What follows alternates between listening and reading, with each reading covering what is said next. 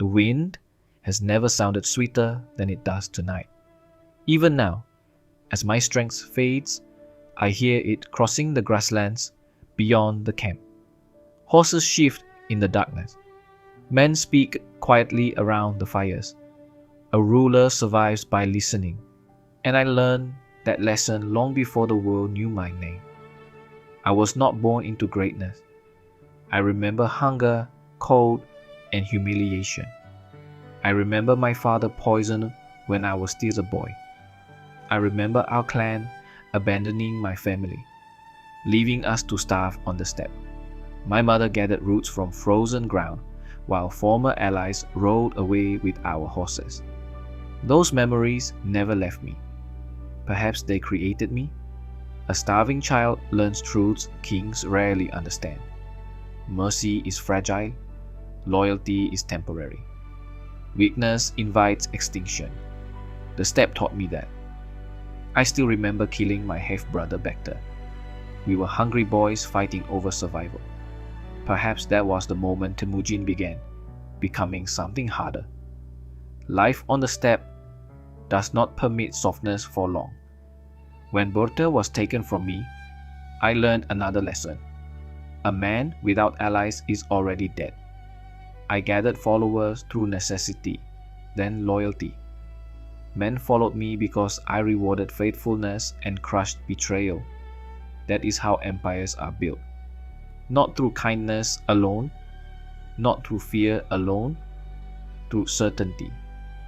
Before I united them, the tribes slaughtered one another endlessly. Feuds lasted generations. Raids never ceased. I understood something others did not. A divided people are prey. A united people become a storm. So I became the thing they could follow. The Mongol Empire was not born from peace. It was forged through discipline, conquest, and fear, powerful enough to make cities surrender before battle began. The world remembers the slaughter. And yes, there was slaughter. Cities burned, rivers carried bodies. Entire populations vanished because they resisted me. I order such things and will not deny it.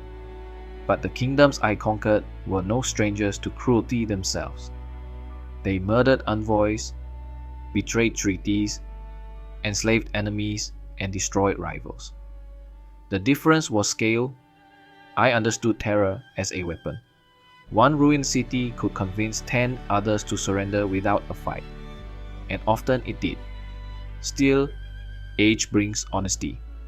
There were times when destruction exceeded necessity. After my grandson died at Nishapur, vengeance replaced judgment. In those moments, I was no longer building a world. I was punishing it. Perhaps conquest reshapes a man the way wind reshapes stone. I wonder whether the young Temujin would recognize the old Khan dying here tonight, or fear him. Yet I also remember what we built. Safe roads crossing continents, merchants traveling without fear, scholars carrying knowledge between civilizations, religious freedom under law, order where chaos once ruled. People remember fire more easily than peace. That is the burden of conquerors. My sons wait outside this tent. I hear uncertainty in their voices. An empire forged by one man becomes fragile when that man fades. I try to prepare them. No father truly can. The body weakens slowly, not all at once but strand by strand. Yet my mind remains clear. That may be heaven's final gift. I think now of the grasslands of my youth. Horses racing beneath endless sky. Falcon cries in the cold wind. Nights beside the fire before the world knew my name.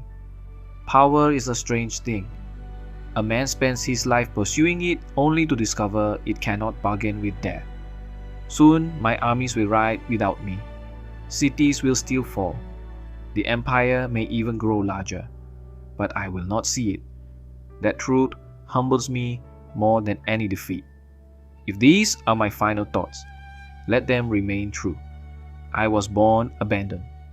I rose to hardship and blood. I united people who once destroyed one another.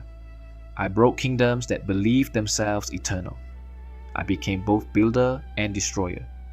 And now, like every man before me, I return to dust beneath the same sky that witnessed my beginning.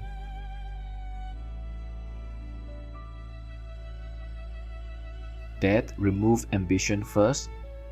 Only then did I see clearly. I spent my life believing conquest could create permanence. Yet the more territory I conquered, the more I revealed how temporary power truly is. History debates whether I was genius or monster. The truth is less comforting. I was both. I united the Mongol tribes, created laws where chaos ruled, and connected civilizations across continents. Trade, ideas, technologies, and knowledge traveled farther because my empire opened the roads between worlds. But I also unleashed devastation on a scale rarely seen before. Sometimes terror served strategy. Sometimes vengeance wore the mask of necessity. I understand now that conquest changes the conqueror as much as the conquered. Every victory demanded another. Every display of fear required escalation. Yet humanity remembers me not only because I destroyed. It remembers me because I changed the shape of the world. Violence opened roads. Peace later traveled upon